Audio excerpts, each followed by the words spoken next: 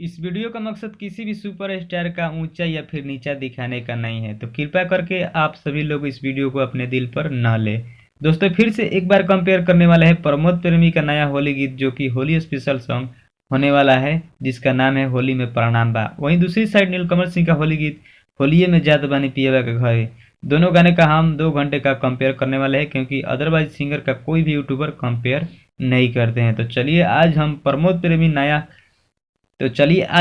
प्रेमी का नया होली सॉन्ग होली में प्रणाम वर्सेस नीलकमल सिंह का होली सॉन्ग जात बनी पियवा का घर है।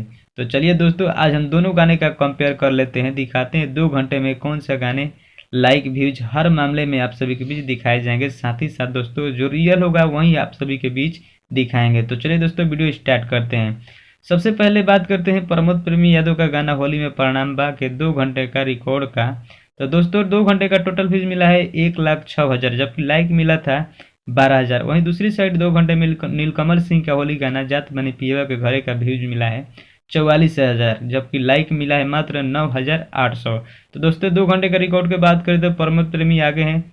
दोस्तों, हमारे पास 1 घंटे का रिकॉर्ड नहीं था, इसलिए 2 घंटे का मैंने आप सभी के बीच दिखाया।